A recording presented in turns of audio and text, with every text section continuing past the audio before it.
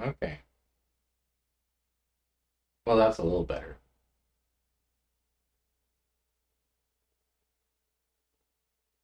If you made it through.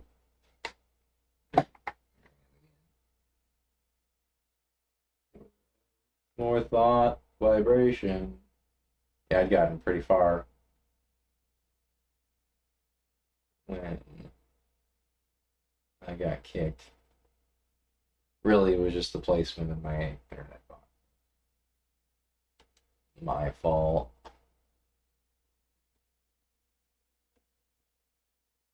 I did want to continue.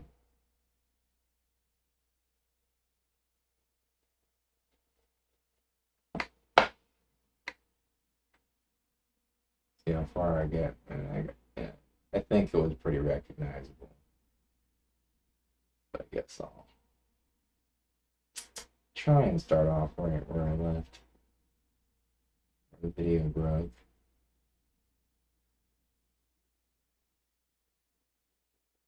So it's getting into using affirmations more in a like in an everyday fashion. We were on 16, 17, I think.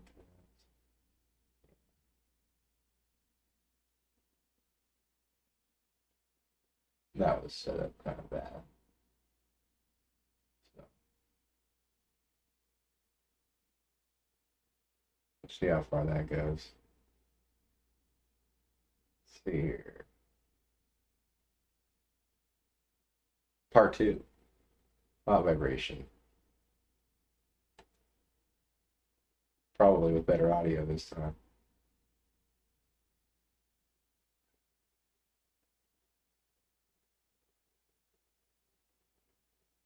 Yeah, 17.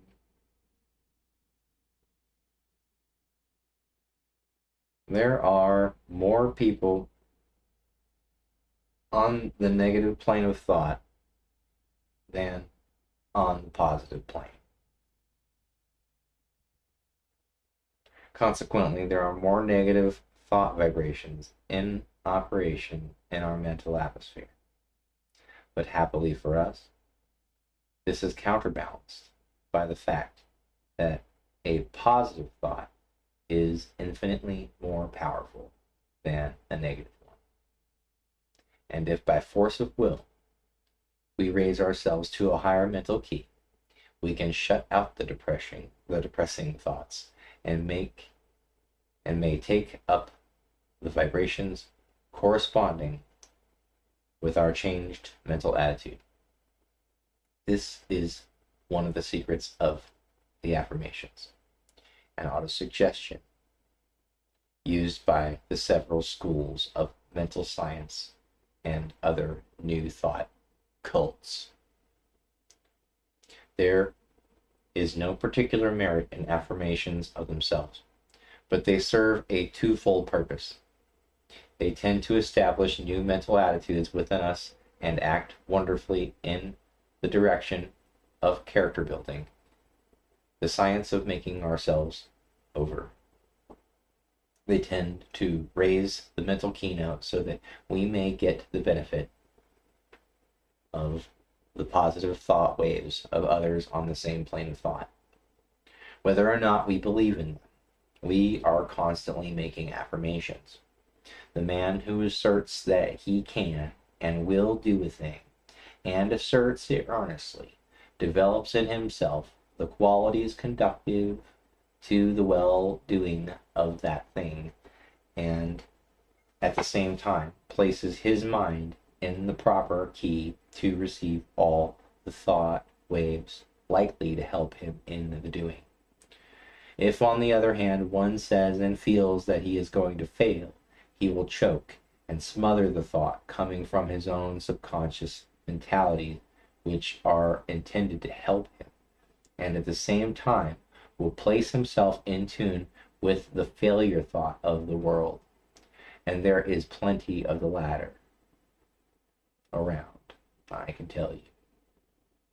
Do not allow yourself to be affected by the adverse and negative thoughts of those around you.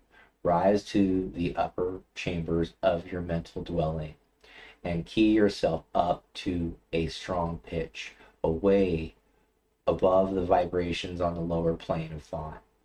Then you will not only be immune to their negative vibrations, but you will be in touch with the great body of strong, positive thought coming from those of your own plane of development.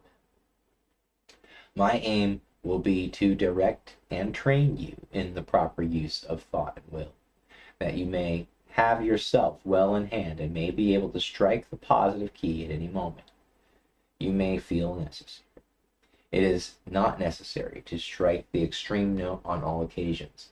The better plan is to keep yourself in a comfortable key without much strain, and to have the means at command whereby you can raise the pitch at once when occasion demands. By this knowledge, you will not be at the mercy of the old automatic actions of the mind, and may have it well under your control. Development of this will is very much like the development of a muscle, a matter of practice and gradual improvement.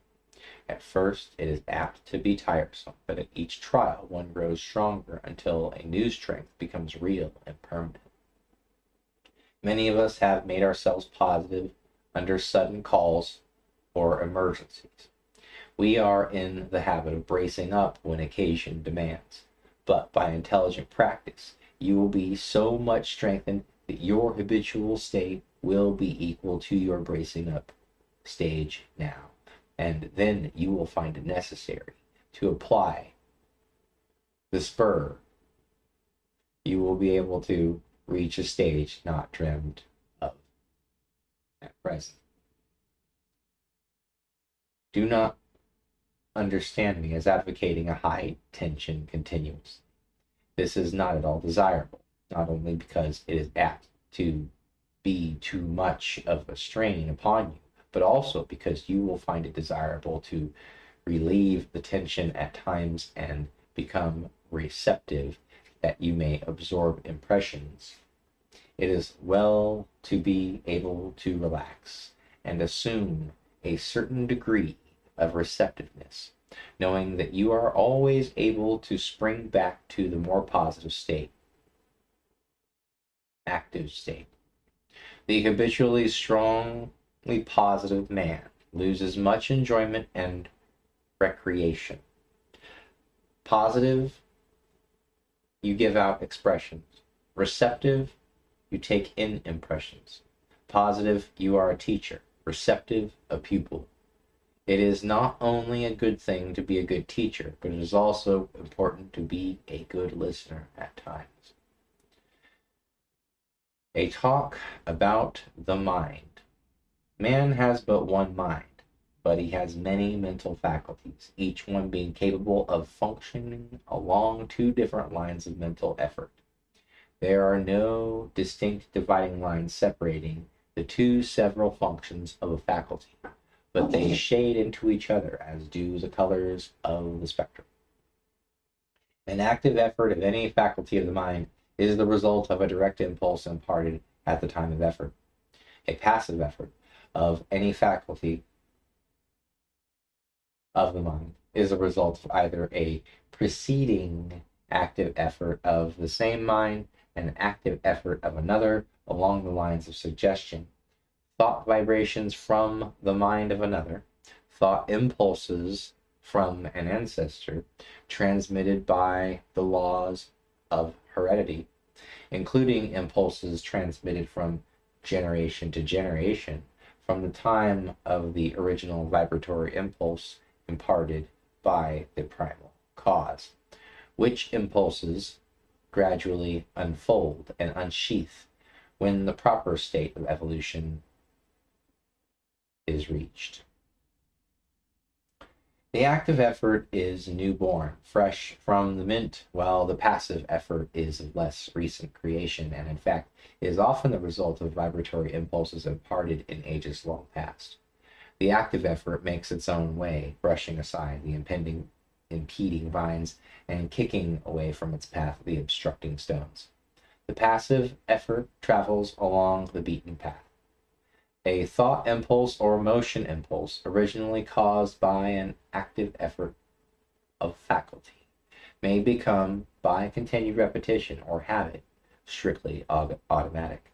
The impulse given it by the repeated active effort developing a strong momentum, which carries it on along passive lines until stopped by another active effort or its direction changed by the same cause.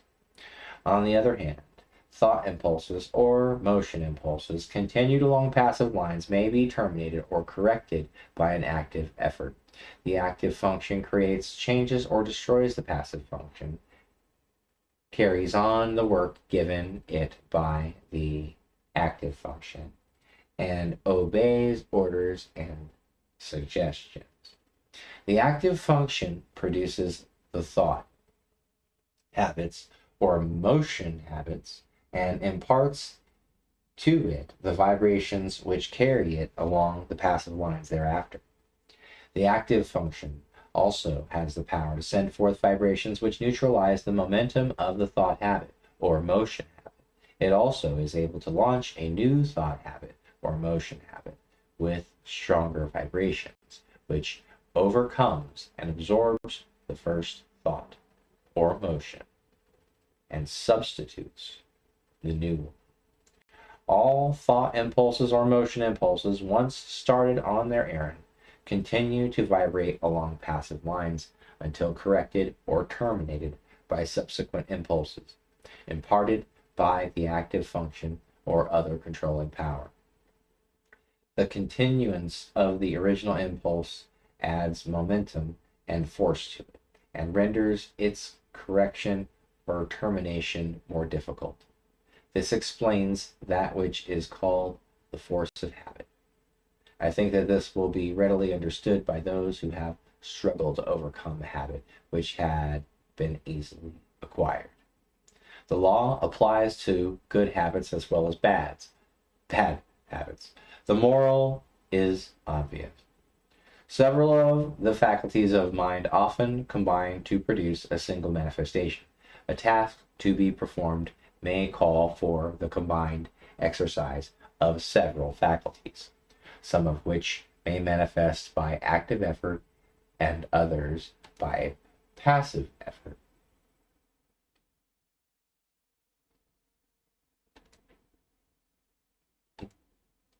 The meeting of new conditions, new problems, calls for the exercise of active effort.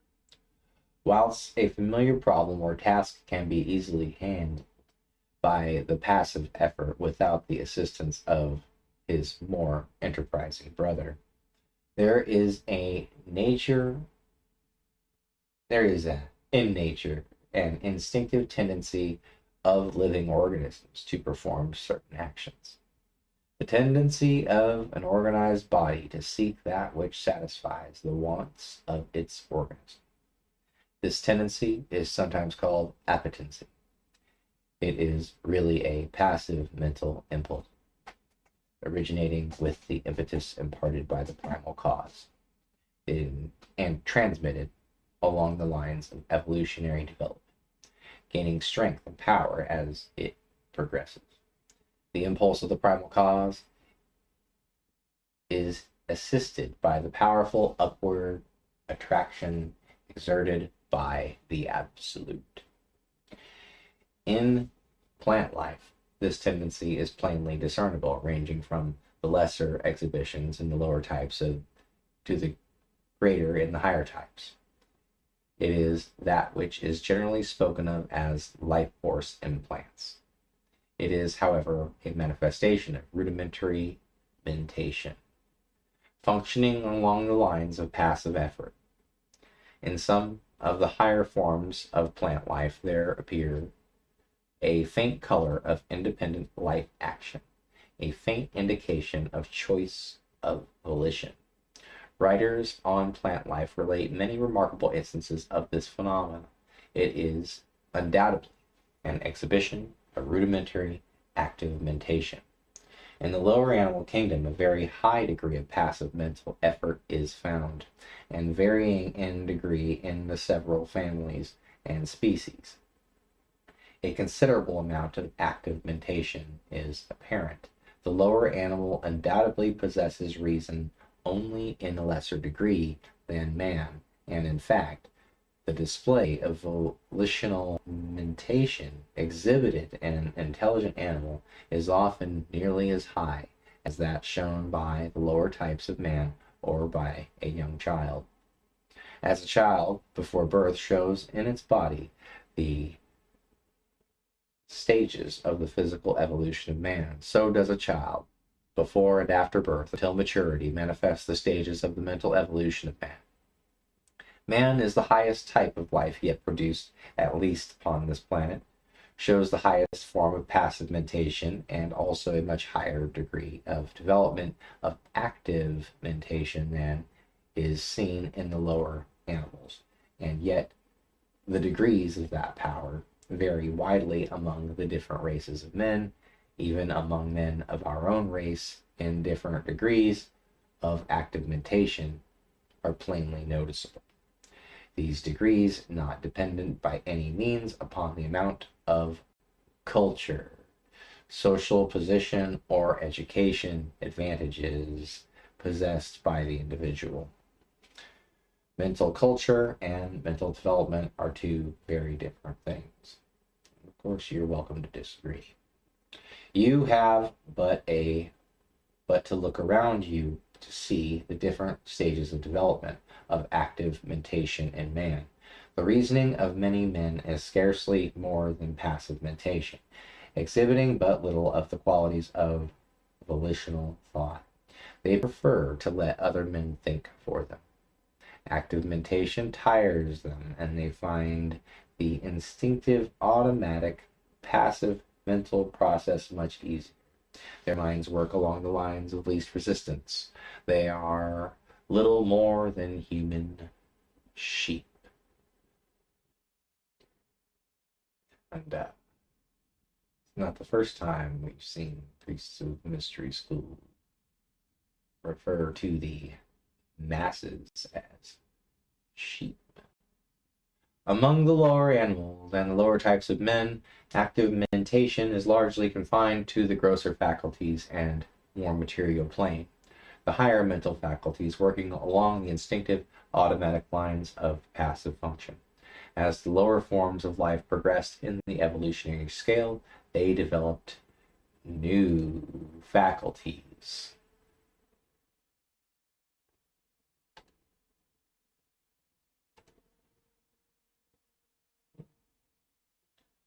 The mind, which were latent within them. These faculties, always manifested in the form of rudimentary passive functioning, and afterwards worked up through higher passive forms until the active functions were brought into play. The evolutionary process still continues. The invariable tendency towards being toward the goal of highly developed active mentation. This evolutionary progress is caused by the vibratory impulse imparted by the primal cause, aided by the uplifting attraction of the absolute. This law of evolution is still in progress, and man is beginning to develop new powers of mind, which, of course, are first manifesting themselves along the lines of passive effort. Some men have developed these new faculties to a considerable degree, and it is possible that before long, man will be able to exercise them along the lines of their active functions. In fact, this power has already been attained by a few.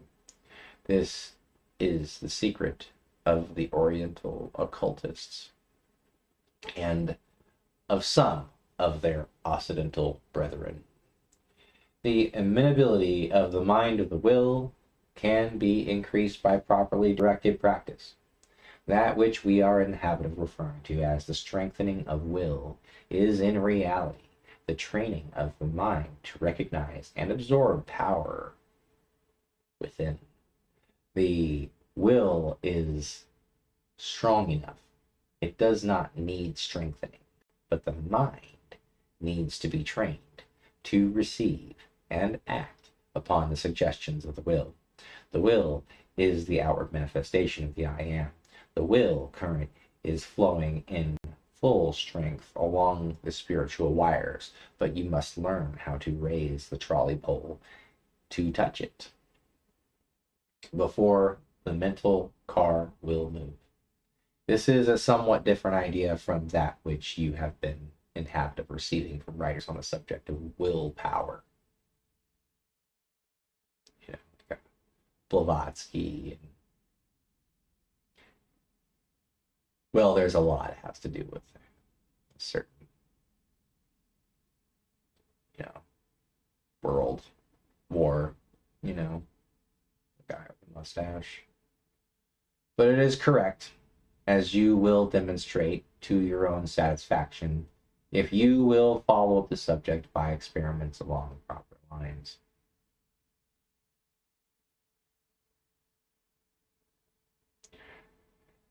The attraction of the Absolute is drawing man upward, and the vibratory force of the primal impulse has not yet exhausted itself. The time of evolutionary development has come when man can help himself.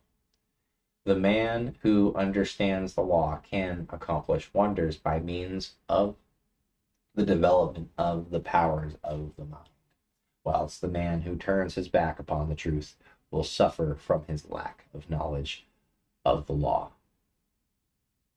He who understands the laws of his mental being develops his latent powers and uses them intelligently. He does not despise his passive mental functions, but makes good use of them also, charges them with the duties for which they are best fitted, and is able to obtain wonderful results from their work, having mastered them and trained them to do the bidding of the higher self. When they fail to do their work properly, he regulates them, and his knowledge prevents him from meddling with them unintelligently, and thereby doing himself harm. He develops the faculties and powers latent within him and learns how to manifest them along the lines of active mentation as well as passive. He knows that the real man within him is the master, to whom both active and passive functions are but tools. He has banished fear.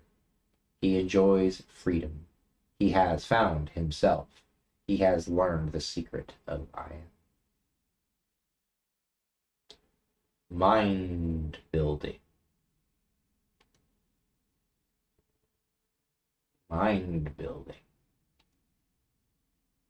Man can build up his mind and make it what he wills.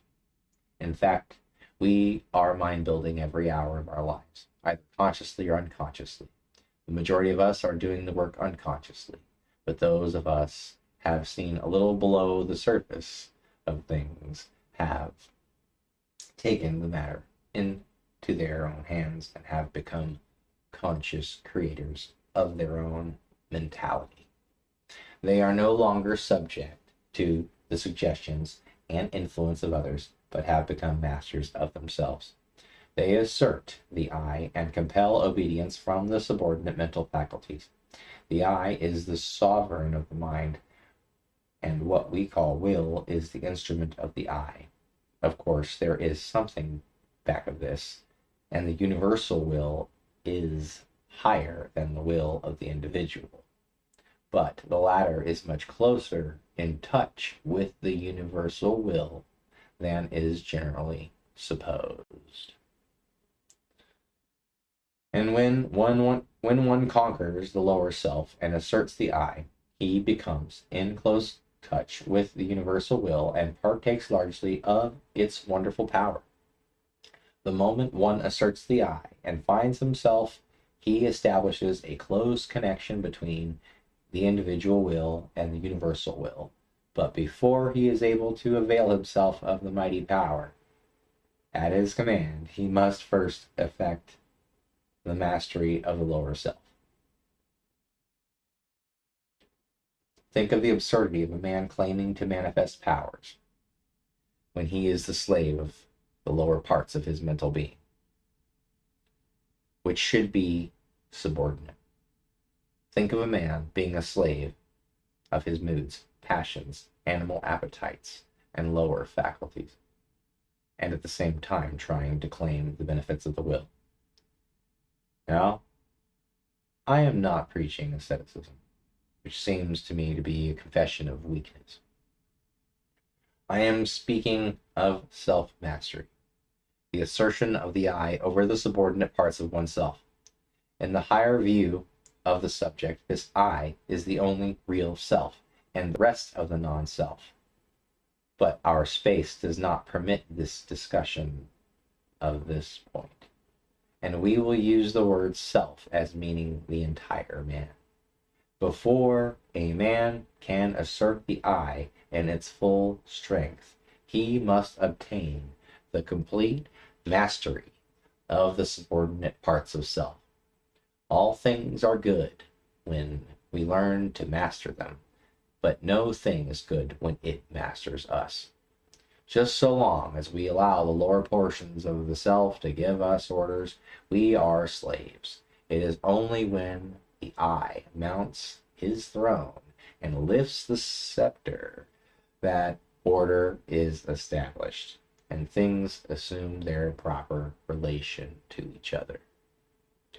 We are finding no fault with those who are swayed by their lower selves.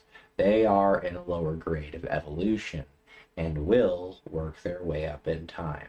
But we are calling the attention of those who are ready to the fact that the sovereign must assert his will and that the subjects must obey. Orders must be given and carried out. Rebellion must be put down, and the rightful authority insisted upon. And the time to do so is now. You have been allowing your rebellious subjects to keep the king from his throne. You have been allowing the mental kingdom to be misgoverned by irresponsible faculties. You have been slaves to appetite. Not appetite, but appetite. Apple juice. You've been slaves of appetite. Unworthy thoughts, passion, and negativeness. The will has been set aside, and low desire has usurped the throne. It is time to reestablish order in the mental kingdom. You are able to assert the mastery over any emotion, appetite, passion, or class of thought by the assertion of the will.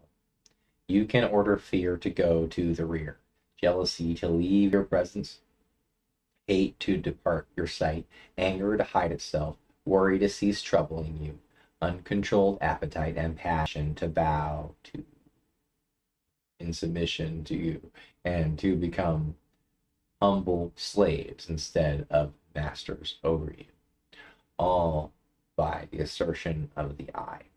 You may surround yourself with the glorious company of courage, love, and self-control by the same means. You may put down the rebellion and secure peace and order in your mental kingdom, if you will but utter the mandate and insist upon its execution. Before you march forth to empire, you must establish the proper internal conditions, must show your ability to govern your own kingdom. First battle is the conquest of the lesser self by the real self. Affirmations. I am asserting the mastery of my real self. Repeat these words earnestly and positively during the day, at least once an hour. and particularly when you are confronted with conditions which tempt you to act on the lines of the lesser self instead of following the course dictated by the real self, your real self. In the moment of doubt and hesitation, say these words earnestly, and your way will be made clear to you. Repeat them several times after you retire and settle yourself to sleep. But be sure to back up the words with the thought inspiring them. And do not merely repeat them parrot-like. Form the mental image of the real self, asserting its mastery over the lower planes of your mind. See the king on his throne. You will become conscious of an influx of new thought, and things which have seemed hard for you will suddenly become much easier. You will feel that you have yourself well in hand, and that you are the master and not the slave. The thought you are holding will manifest itself into action, and you will steadily grow to become that which you have in mind. Exercise. Fix the mind firmly on the higher self and draw inspiration from it when you feel led to yield to the promptings of the lower parts of your nature. When you are tempted to burst into anger, assert the I, and your voice will drop. Anger is unworthy of the developed self. When you feel vexed and crossed, remember what you are. Remember what you are. And rise above your feeling. When you feel fearful, remember that the real self fears nothing, and assert courage. When you feel jealousy, inciting, think of your higher nature and laugh. Oh. And so on, asserting the real self and not allowing the things on the lower plane of mentality to disturb you. They are unworthy of you and must be taught to keep their place. Do not allow these things to master you. They should be your subjects, not your masters. You must get away from this plane, and the only way to do so is to cut loose from these phases of thought which have been running things to suit themselves. You may have trouble at the start, but keep at it, and you will have that satisfaction which comes only from conquering the lower parts of your nature. You have been a slave long enough. Now it's time for you to free yourselves. If you will follow these exercises faithfully, you will be a different being by the end of the year, and will look back with a pitying smile. But it takes work. This is not child's play, but a task of earnest men. The secret of the will. The secret in its power. All persons recognize the power of strong will. All see how it may be used to overcome the greatest obstacles.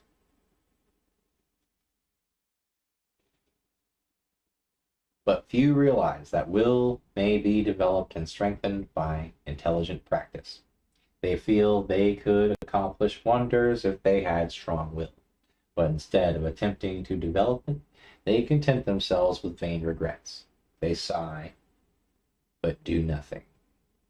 Those who have investigated the subject closely know that willpower with and mighty powers may be developed, disciplined, controlled, and directed just as any other of nature's forces. It does not matter what theory you may entertain about the nature of the will. You will obtain results if you practice intelligently. Personally, I have a somewhat odd theory about will.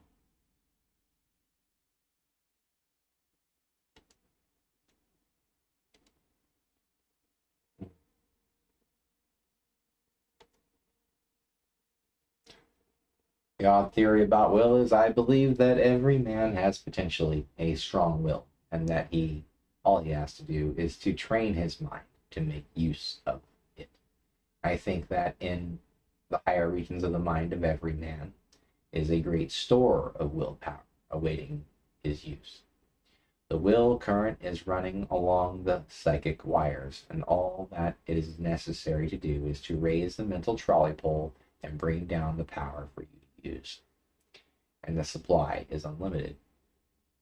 For your little storage battery is connected with the great powerhouse of the universal willpower.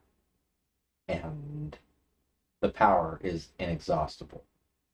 Your will does not need training, but your mind does. The mind is the instrument, and the supply of willpower is proportionate to the fitness of the instrument through which it manifests. But you needn't accept this theory if you don't like it. This lesson will fit your theory as well as mine. He who has developed his mind so that it will allow the willpower to manifest through it, has opened up wonderful possibilities for himself. Not only has he found a great power at his command, but he is able to bring into play and use faculties, talents, and abilities of whose existence he has not dreamed. This secret of the will is the magic key, which opens all doors. The late Donald G. Mitchell once wrote, "Resolve is what makes a man manifest, not puny resolve, but crude determination, not errant purpose, but that strong and indefatigable will which treads down difficulties and danger, as a boy treads down the heavy frostlands of winter, which kindles his eyes and brain with a proud pulse beat toward the unattainable. Will makes men giants. Giants. Many of us feel that if we would but exert our will, we might accomplish wonders, but somehow we do not seem to want to take the trouble. At any rate, we do not get to the actual willing point.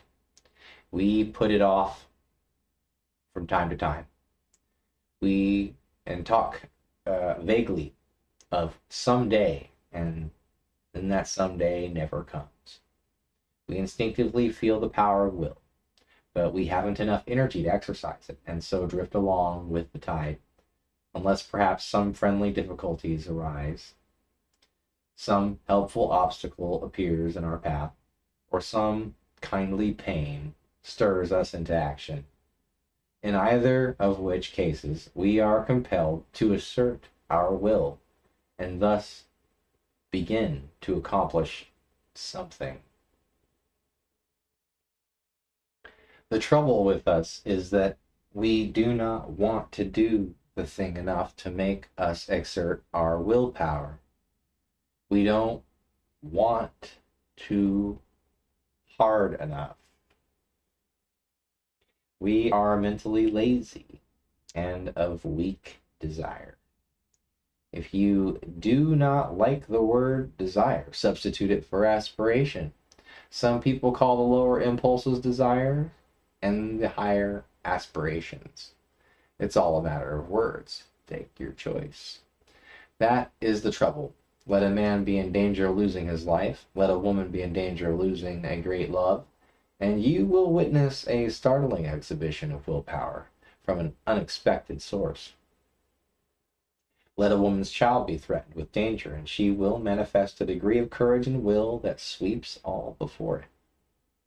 And yet at the same woman will quail before a domineering husband, and will lack the willpower to perform simple tasks. A boy will do all sorts of work if he but considers it play, and yet he can scarcely force himself to cut a little firewood. Strong will follows strong desire. If you really want to do a thing very much, you can usually develop the willpower to accomplish it. The trouble is that you have not really wanted to do these things, and yet you blame your will. You say that you do want to do it, but if you stop to think of it, you will see that you really want to do something else more than the thing in question. You are not willing to pay the price of attainment. Stop a moment and analyze this statement and apply it to your own case. You are mentally lazy. That's the trouble. Don't talk to me about not having enough willpower. You have a great storehouse of will, awaiting your use, but you are too lazy to use it. Now, if you are really earnest about this matter, get to work and find out what you really want to do. Then start to work and do it. Never mind about the willpower. You will find a full supply of whatever you need it. Of that whenever you need it. That storehouse of willpower. The thing to do is to get to the point where you will resolve to will. That's the real test. The resolving. Think of these things a little and make up your mind whether or not you really want to be a willer sufficiently hard to get to work. Many excellent essays and books have been written on this subject, all of which agree regarding the greatness of willpower, and the most enthusiastic terms being used, but few have anything to say about how this power may be acquired by those who have it not, or who possess it in but a limited degree. Some have given exercises designed to strengthen the will, which exercises really strengthen the mind so that it is able to draw upon its storehouse of power. But they have generally overlooked the fact that in autosuggestion is to be found the secret of development of the mind so that it may become the efficient instrument of the will. Autosuggestion. I am using my willpower. Say these words several times. I am using my willpower. Say them earnestly and positively immediately after finishing this article. Then repeat them frequently during the day and at least once an hour, particularly when you meet something that calls for the exercise of willpower. Also, repeat them several times after you retire and settle yourself to sleep. Now, there is nothing in these words unless you back them up with the thought. In fact, the thought is the whole thing, and the words only pegs upon which to hang the thought. So think of what you are saying and mean what you say. You must use faith at the start and use the words with a confident expectation of the result. Hold the steady thought that you are drawing on your storehouse of willpower. And before long, you will find that thought is taking form in action and that your willpower is manifesting itself. You will feel an influx of strength with each repetition of the words. You will find yourself overcoming difficulties and bad habits and will be surprised at how things are being smoothed out for you.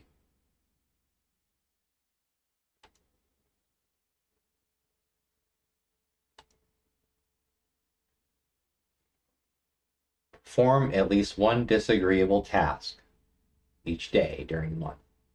if there is any specifically disagreeable task with which you like to shirk, that is the one for which you to perform. That is the one for you to perform. This is not given you in order to make you self-sacrificing, okay, or meek, or anything of that sort. It is to give you to exercise your will. It's given to you so that you exercise your will. Therefore, make it stronger. Anyone can do a pleasant thing cheerfully, but it takes will to do the unpleasant thing cheerfully. And that is how you must do the work. It will prove a most valuable discipline to you. Try it for a month and you will see where it comes in. If you shirk this exercise, you had better stop right there and acknowledge that you do not want willpower and are content to stay where you are and remain a weakling.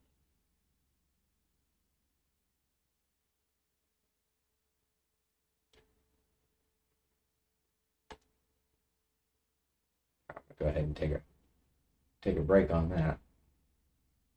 See if the internet is functioning a little better this time. And I'll start again next time with how to become immune to injury